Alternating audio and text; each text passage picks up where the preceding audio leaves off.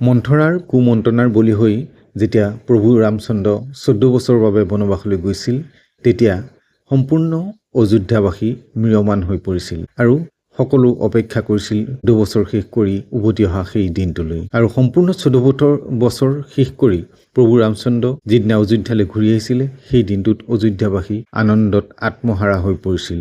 সকলোৱে ৰং ৰহইচ কৰিছিল, প্ৰত্যেকৰে ঘৰৰ সন্মুখতে গছি চাকি জ্বলাইছিল, আতচবাজি কৰিছিল, মুঠৰ ওপৰত এক আনন্দমুখৰ পৰিৱেশ। সকলোকে লহৰ কৃষ্ণলৈ স্বাগতম জনাইছোঁ।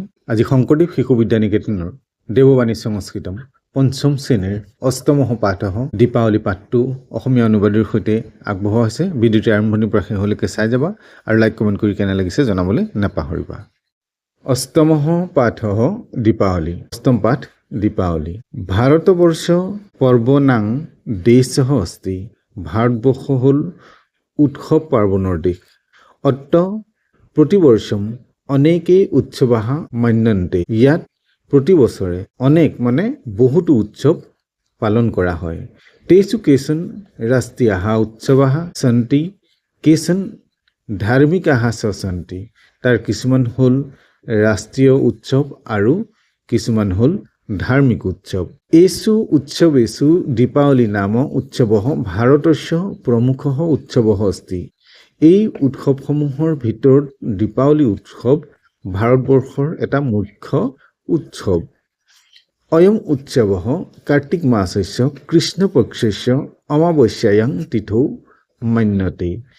এই উৎসৱ কাতি মাহৰ কৃষ্ণপক্ষৰ অমাৱস্যাৰ তিথিৰ দিনা পালন কৰা হয়। কথ্যতে ইয়ত পুৰা অযোধ্যায়াঃ ৰাজা দশৰথঃ আছিল। কোৱা হয় যে পুৰণি কালত অযোধ্যাৰ ৰজা আছিল দশৰথ।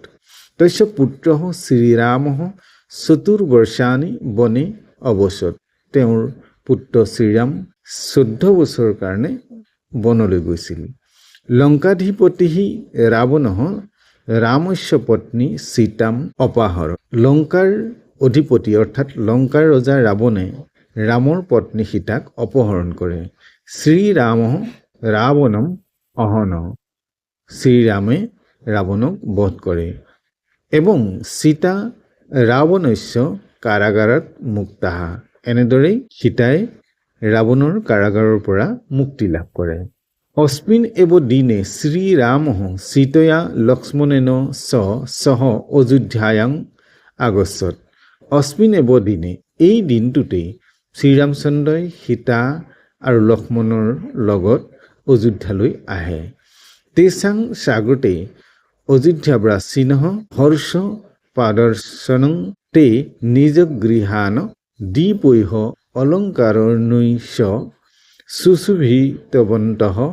তস্য উৎসৱস্য স্মৃতৈ জনাঃ অদ্যাপি এনং উৎসৱং মান্যতে।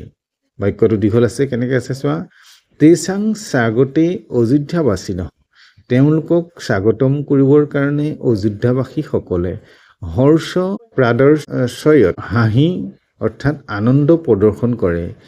তে নিজ গৃহান দীপৈঃ অলংকৰণৈশ্চ সুশোভিতবন্তঃ। তেওঁলোকে নিজৰ ঘৰত চাকি জ্বলায় আৰু বিভিন্ন ধৰণে অলংকৃত কৰি সুশোভিত কৰে। তস্য উৎসৱস্য স্মৃতৌ জনাঃ অদ্যাপি এনং উৎসৱং মান্যন্তে। সেই উৎসৱটোক স্মৰণ কৰিয়ে মানুহে আজিও এই উৎসৱটো পালন কৰে। জনাঃ অস্মিন অৱসৰে গৃহান শোধয়া লিপন্তি। মানুহে এই দিনটোতেই ঘৰসমূহ বগাকৈ অৰ্থাৎ বিভিন্ন প্ৰকাৰে ৰং দিয়ে। তে গৃহান চিত্ৰৈঃ সজ্জীকুৰ্বন্তি। তেওঁলোকৰ ঘৰসমূহ বিভিন্ন চিত্ৰৰে সজ্জিত কৰে। দীপানশ্চ প্ৰজ্বালয়ন্তি। চাকি জ্বলায়। তে নবীনানি বস্ত্ৰাণি ধাৰয়ন্তি। তেওঁলোকে নতুন বস্ত্ৰ ধাৰণ কৰে। ৰাত্ৰৌ জনাঃ লক্ষ্মী পূজনং কুৰ্বন্তি। ৰাতি মানুহে লক্ষ্মী পূজা কৰে। জনাঃ মিঠান্নং খাদন্তি।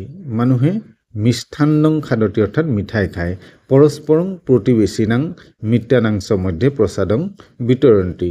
পৰস্পৰং ইজনে সিজনৰ মাজত ওচৰ চুবুৰীয়া আৰু বন্ধুসকলৰ মাজত প্ৰসাদ বিতৰণ কৰে। গতিকে এই পাঠটোৰ অসমীয়া অনুবাদ ইমানেই। পৰৱৰ্তী পৰ্যায়ত আমি প্ৰশ্নোত্তৰখিনি লৈ আহিম। চেনেলটো চাই থাকিবা আৰু চেনেলটোত যদি নতুন এবাৰ ছাবস্ক্ৰাইব কৰি বেল আইকনটো প্ৰেছ কৰিলে পৰৱৰ্তী পাঠসমূহ লগে লগেই লাভ কৰিবা। নমো নমঃ।